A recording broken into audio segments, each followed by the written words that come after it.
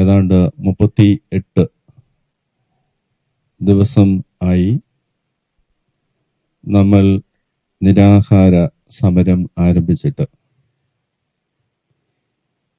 വളരെയേറെ വേദനയും ആശങ്കയുമാണ് വേറെ നിവൃത്തിയില്ലാത്തതുകൊണ്ട് ഇങ്ങനൊരു സമരത്തിലേക്ക് നമ്മളെ തള്ളിവിട്ടത്. ഇതിനാദ്യമേ തന്നെ തിരുവനന്തപുരം അതിരൂപതയിലുള്ള എല്ലാ ആളുകളുടെയും നാമത്തിൽ ഞങ്ങളുടെ എല്ലാവരുടെയും നിങ്ങളോടുള്ള ഐക്യദാർഢ്യം ഈ അവസരത്തിൽ പ്രകടിപ്പിക്കുകയാണ്. ഒരു വലിയ സമരം നടത്തിയ അനുഭവങ്ങൾ ഞങ്ങൾക്കുണ്ട്. അതുകൊണ്ട് തന്നെ മറ്റാരും പറയുന്നതിനേക്കാള് ഈ സമരത്തിന് നിങ്ങളെ പ്രേരിപ്പിച്ച അനുഭവങ്ങളും സാഹചര്യങ്ങളും തിരുവനന്തപുരത്തുള്ള ഞങ്ങളുടെ ആളുകൾക്ക്, എനിക്ക്, ഞങ്ങളുടെ വൈദികർക്ക് പെട്ടെന്ന് മനസ്സിലാകുന്ന ഒരു കാര്യമാണ്. കൂടുതലൊന്നും വിശദീകരിച്ച് തരേണ്ട കാര്യവും ഇല്ല.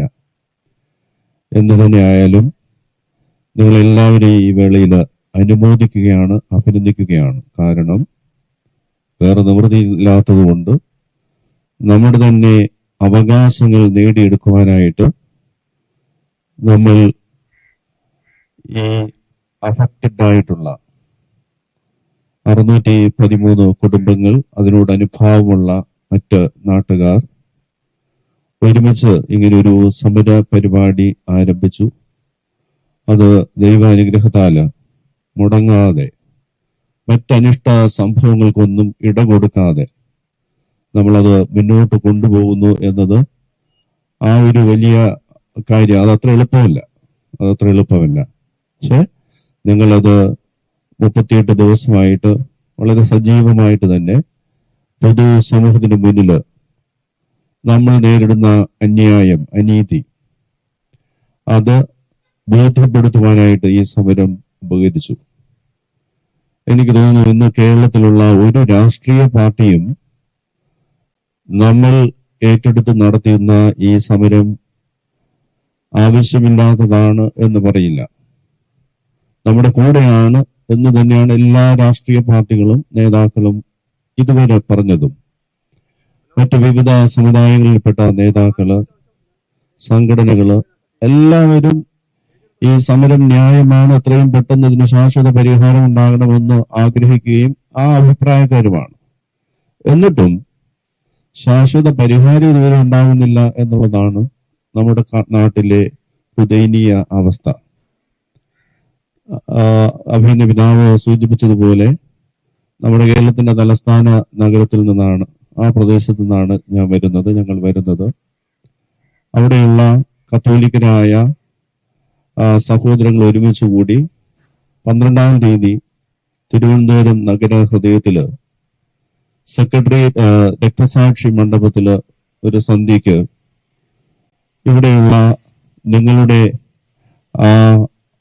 ആവശ്യങ്ങളോട് അനുഭാവം പ്രകടിപ്പിച്ചുകൊണ്ടും നിങ്ങളോടുള്ള ഐക്യദാർഢ്യം പ്രകടമാക്കുവാനും ഒരർത്ഥത്തില് ഒരു പ്രതിഷേധ കൂട്ടായ്മ എന്നുള്ള രീതിയിലുമാണ് ഞങ്ങളന്ന് അവിടെ കൂടിയത്. അന്ന് CPIയുടെ സംസ്ഥാന സെക്രട്ടറിയായ ബിനോയ് വിശ്വവും അതുപോലെ തന്നെ കോൺഗ്രസ് പാർട്ടിയുടെ മുൻ KPCC പ്രസിഡന്റ് ആയിരുന്ന VM സുധീരനും എല്ലാം, മറ്റ് വിവിധ മത സമൂഹങ്ങളുടെ പ്രതിനിധികൾ എല്ലാം അവിടെ സന്നിഹിതരായിരുന്നു. എല്ലാവരും ഒരേ സ്വരത്തില് എത്രയും പെട്ടെന്ന് ഈ പ്രശ്നം പരിഹരിക്കണമെന്നുള്ള ആവശ്യമാണ് അവിടെ ഉന്നയിച്ചത്. എനിക്ക് തോന്നുന്നു അധികാരികളാണ് ഇനി കണ്ണ് തുറക്കേണ്ടത്, നമ്മുടെ ആവശ്യതകൾ കാണേണ്ടത്, നമുക്ക് ശാശ്വതമായ പരിഹാരം നൽകേണ്ടത്. അടുത്ത ദിവസങ്ങളിൽ മനസ്സിലാക്കുന്നത് സർക്കാർ അതിനുള്ള പ്രധാനപ്പെട്ട യോഗം വിളിക്കുന്നു എന്ന് മുഖ്യമന്ത്രി തന്നെ പറയുകയുണ്ടായി. അത് നമ്മൾ സ്വാഗതം ചെയ്യുന്നു. പക്ഷേ ആ യോഗത്തോടുകൂടി എങ്കിലും ശാശ്വതമായ പരിഹാരം നമുക്കുണ്ടാകണം എന്നുള്ളതാണ് ഇതുവരെ നമ്മൾ പ്രകടിപ്പിച്ച വികാരം. ഇന്നലെയും നമ്മുടെ ലത്തീൻ ബിഷപ്സ് വരാപ്പുഴ മെത്രാപ്പൊലീത്തയുടെ വസതിയിൽ ഞങ്ങളുടെ സമ്മേളനം ബിഷപ്സിന്റെ യോഗമുണ്ടായിരുന്നു. മുസ്ലിം സമുദായത്തിലെ ഉന്നത മത നേതാക്കള്, അതുപോലെ തന്നെ രാഷ്ട്രീയ നേതാക്കള് അവിടെ വന്നിരുന്നു. ബിഷപ്സിന് കൂടിക്കാഴ്ചയുണ്ടായിരുന്നു. അവർക്കും സംശയമൊന്നുമില്ല, നമുക്ക് അവകാശപ്പെട്ട ഭൂമിയാണ്, എത്രയും പെട്ടെന്ന് റവന്യൂ അവകാശങ്ങളോടുകൂടി തന്നെ നമുക്കത് തിരികെ കിട്ടണമെന്നുള്ളതിൽ അവർക്കൊന്നും സംശയമില്ല. അവർ പറയുന്നത് ഇനി സർക്കാരാണ് ഇതിനകത്ത് ഇടപെടേണ്ട കാര്യം, സർക്കാർ സംവിധാനം ഉണ്ടാക്കിയ കുരുക്കാണ്. അപ്പൊ അവര് തന്നെ അത് പരിഹരിക്കുവാനുള്ള അടിയന്തര നടപടി എടുക്കണം എന്നുള്ളതാണ്. തീർച്ചയായിട്ടും അങ്ങനെ തന്നെയാണ് നമ്മൾ മനസ്സിലാക്കുന്നത്. നമ്മുടെ വിഷമതകളും ക്ലേശങ്ങളും ആശങ്കകളെക്കാൾ അവർക്ക് അവരുടെ ഇലക്ഷനാണ് പ്രധാനം. കേരളത്തിലെ 3 മണ്ഡലങ്ങളിൽ ഉപതെരഞ്ഞെടുപ്പ് നടക്കുന്നു എന്നതിന്റെ പേരിൽ നമുക്ക് പരിഹാരം നീട്ടിക്കൊണ്ടുപോകുന്നതിന് അവർക്ക് അവരുടേതായിട്ടുള്ള താല്പര്യങ്ങളും ലക്ഷ്യങ്ങളും കാണാം. നമുക്ക് പറയാനുള്ളത്, ഇത് ഭരണഘടന നൽകുന്ന മാനുഷികമായ അവകാശങ്ങൾ നിഷേധിക്കപ്പെടുമ്പോൾ വേറെ നിവൃത്തിയില്ലാത്തതുകൊണ്ട് നമ്മൾ സമരം ചെയ്യുന്നതാണ്. എനിക്കറിയാം, നമ്മുടെ ഈ 613 കുടുംബങ്ങളും പ്രത്യേകിച്ച് അവർക്ക് എന്തെങ്കിലും ഒരു ആവശ്യം വരുമ്പോൾ ആധാരം നമ്മൾ ഉപയോഗപ്പെടുത്തിക്കൊണ്ടാണ് അതിനുവേണ്ട സമ്പാദ്യം നമ്മൾ താൽക്കാലികമായിട്ടെങ്കിലും കണ്ടെത്തുന്നത്. അതൊന്നും ഇപ്പൊ സാധ്യമല്ല. വിവാഹങ്ങൾ പോലും അത് കാരണം നമുക്ക് കുടുംബത്തിലെ സഹോദരിമാരുടെ ആവശ്യം അത് നടക്കുന്നില്ല. ഓരോരോ ആവശ്യങ്ങൾ. ഞങ്ങളുടെ ആ പ്രോഗ്രാം നടക്കുന്ന ദിവസം രാവിലെ ഒരു പ്രധാനപ്പെട്ട ദൃശ്യ മാധ്യമം രാവിലത്തെ ആ വാർത്ത പ്രക്ഷേപണം ചെയ്തു തന്നെ നമ്മുടെ ഇവിടുത്തെ ഈ 613 കുടുംബങ്ങൾ, ഒരു കുടുംബത്തിന്റെ ഒരു രോഗാവസ്ഥയിൽ അവർക്ക് ചികിത്സയ്ക്ക് പോലും കാശില്ലാത്ത ദയനീയമായ വാർത്തയോടുകൂടിയാണ്. ഞാൻ അന്ന് ആ വേദിയിൽ പറഞ്ഞു, കേരളത്തിലെ മാധ്യമങ്ങൾ ഇപ്പോൾ ചെയ്യുന്ന ഈ സമരത്തിന്റെ വാർത്തകള് പൊതുസമൂഹത്തിന് മുന്നിൽ എത്തിക്കുന്നതിൽ വളരെ നല്ലൊരു പങ്ക് വഹിക്കുന്നു എന്നുള്ളതും അവരെ നമ്മൾ നന്ദിയോടുകൂടി സ്മരിക്കേണ്ടതാണ്. തീർച്ചയായിട്ടും തെരഞ്ഞെടുപ്പിന്റെ പേരിൽ ഇത്രയും നീട്ടേണ്ട കാര്യമുണ്ടോ എന്ന് നമുക്ക് ആശങ്കയുണ്ട്. ഇന്ന് നിശബ്ദ പ്രചരണമാണ് അവിടെ നടക്കുക. നാളെ തെരഞ്ഞെടുപ്പ് കഴിഞ്ഞാലുള്ള ദിവസം കൂടുമ്പോൾ ഇതിനൊരു ശാശ്വത പരിഹാരം ഉണ്ടാകണം എന്നാണ് നമുക്ക് അഭ്യർത്ഥിക്കാനുള്ളത്. നമുക്കറിയാം, വളരെ സൗഹാർദ്ദത്തോടു കൂടിയാണ് കേരളത്തില് നമ്മൾ വിവിധ മതങ്ങളിലുള്ളവര് ഒരുമിച്ച് താമസിക്കുന്നത്. ഇതിനിടയിൽ നേരിട്ടുമല്ലാതെയും എന്നെ പോലുള്ളവരെ പ്രകോപിപ്പിക്കുവാനുള്ള ശ്രമങ്ങൾ ഉണ്ടായിരുന്നു.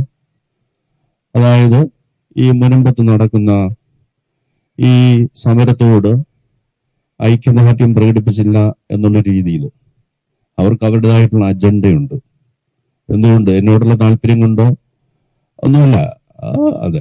അപ്പം വളരെ ആത്മസംയമനത്തോടുകൂടി ദൈവം നൽകിയ ബുദ്ധി ഉപയോഗിച്ച് നമ്മുടെ നാട്ടിലുള്ള സൗഹാർദ്ദമൊന്നും നമ്മൾ തകർക്കാതെ, എന്നാൽ നമ്മുടെ ആവശ്യങ്ങൾ എത്രയും വേഗം പരിഹരിച്ചു കിട്ടുവാനുള്ള നടപടികൾ ഉണ്ടാകണമെന്ന് ആഗ്രഹിച്ചുകൊണ്ടും, നമ്മുടെ മേൽ ചെയ്തുകൊണ്ടിരിക്കുന്നത് അന്യായമാണ്, അനീതിയാണ്.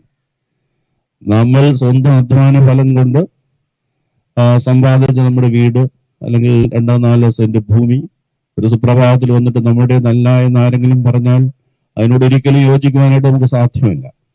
ഇവിടെ നിയമ സംവിധാനങ്ങളുണ്ട്. പാവപ്പെട്ടവരാണ് നമ്മൾ തീരദേശവാസികൾ. ആവശ്യമില്ലാതെ നിയമക്കുരുക്കുകൾ ഉണ്ടാക്കി കോടതിയിലൂടെ ഇതിനെ നീട്ടി കൊണ്ടുപോവുക എന്നുള്ളത് നമ്മൾ ആരും ആഗ്രഹിക്കുന്ന കാര്യമല്ല. അതുകൊണ്ട് അധികാരികള്, നമ്മൾ സർക്കാരിൽ വിശ്വാസം അർപ്പിക്കുന്നു, കോടതിയിൽ വിശ്വാസം അർപ്പിക്കുന്നു, പൊതുസമൂഹത്തിലുള്ള ആളുകളുടെ നല്ല മനസ്സിനെ നമ്മൾ ആദരിക്കുന്നു. പക്ഷെ അതെല്ലാം പറയുമ്പോഴും ഇതിങ്ങനെ അനന്തമായി നീട്ടിക്കൊണ്ട് പോകുന്നത് ഒട്ടും ശരിയല്ല. ഇത് മുതലെടുക്കുന്ന ആളുകളും തൽപര കക്ഷികളുമുള്ള ഒരു സമൂഹത്തിലാണ്. അതുകൊണ്ട് എത്രയും വേഗം നമ്മൾ ഉയർത്തുന്ന നമ്മുടെ ന്യായമായ ആവശ്യങ്ങൾ, നമ്മുടെ അവകാശങ്ങൾ അത് സാധ്യതമാകുവാൻ, ഉചിതമായ ശാശ്വത പരിഹാരം ഉണ്ടാകുവാൻ സർക്കാർ സംവിധാനങ്ങള്, അധികാരികള് മുന്നോട്ട് വരണമെന്നും അത് എത്രയും പെട്ടെന്ന് പരിഹരിച്ചു തരണമെന്നുള്ളതാണ് നമുക്ക് അധികാരികളോട് വിനീതമായിട്ട് അഭ്യർത്ഥിക്കാനുള്ളത്.